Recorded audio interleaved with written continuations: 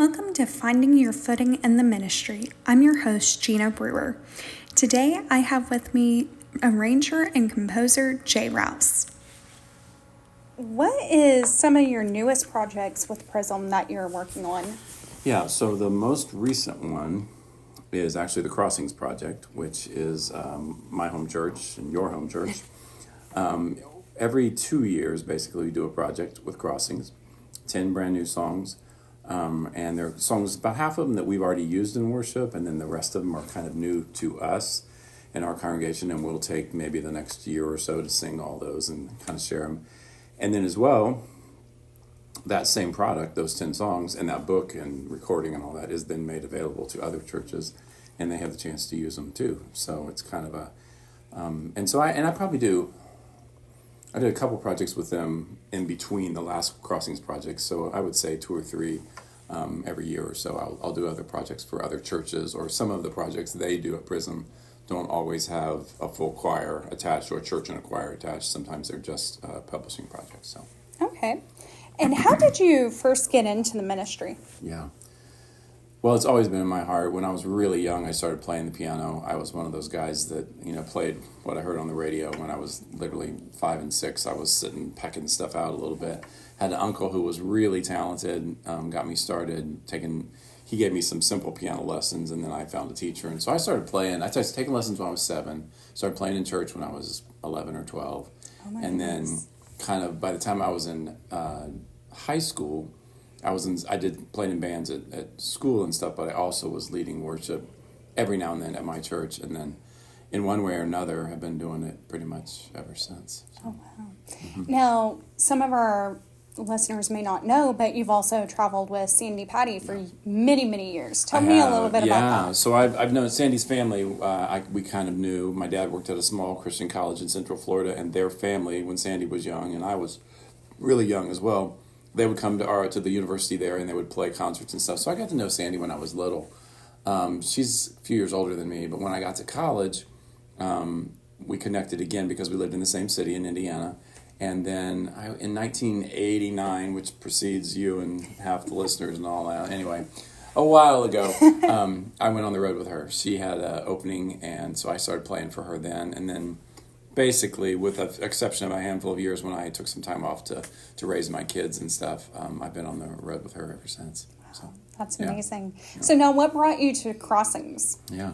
So I'd known about Crossings for a long time. Church of God, my church denomination background, Crossings is one of our largest churches. So I was very aware of it, and I knew Marty, from our pastor from back in the day. And so I would say now, almost 10 years ago, they just started calling me saying, would you come out for this? Would you come out for that? And I did. And then we're starting our 5th year. So about 4 years ago now, Larry finally said, I was coming out pretty regularly, and he said, we need to fill that position. We want it to be you if you want to do it.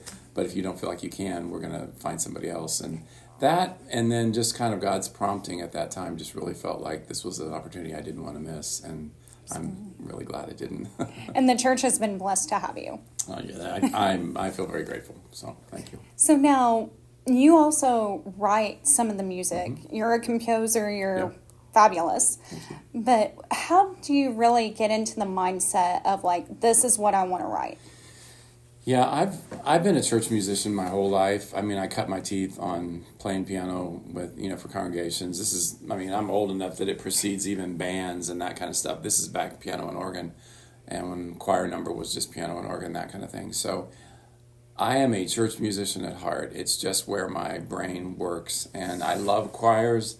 I love the concept of, multiple voices. I love the gift that a choir can give to worship. I mean, just that united voice. And I think it leads a congregation in a really unique way. And I realize there's so many expressions of worship, especially in the church now. Mm-hmm. But I'm really glad that I can be at a place in this season in my life where we have such an amazing 150 plus, a lot of times, voice choir, orchestra, the incredible band. It's just it's a real blessing for me. And out of that place is kind of where my writing comes, because I I want to write for them and create, whether I'm arranging or creating a brand new song, something that speaks well in that kind of setting. In other words, when 120 people have to kind of sing it in unison or in parts, that's a little bit different than just writing a song for a single person. But that's just kind of how my brain works. So now with the new project, How Good, what is Yeah. probably one of your favorite songs that you helped compose or arrange on there? Yeah, sure. Well, my by far favorite song is "No One Ever Cared for Me Like Jesus," which is not the wonderful. old hymn. It's kind of based on the old hymn, but it's a new setting of it, and it's actually a song that, interestingly enough, for an arranger, most people would actually make that a solo, just because of kind of the way the song sits and the way the melody moves and stuff.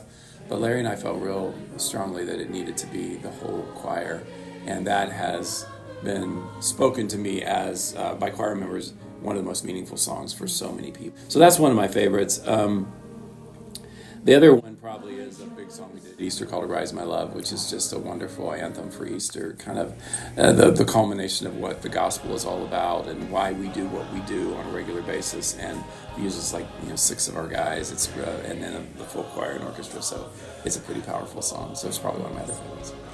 So now, for someone that was wanting to get into the ministry, and especially worship and everything, what advice would you give to them? Sure. I would say this, and I've said this way, no matter what you're trying to do, songwrite, trying to be a player, or you're trying to be a worship leader, first of all, take every opportunity you can, which means as early in your life as you can, get yourself into positions where you can have the opportunity to do that. Again, whether it's songwriting or playing or worship leading, so you can begin to kind of use those muscles and feel, am I good at this? Is this something that people will respond to? And then, as you take every opportunity, the hardest thing for a creative is you kind of want to hold tight to your gift, and you want to say, this is exactly how I see it happening.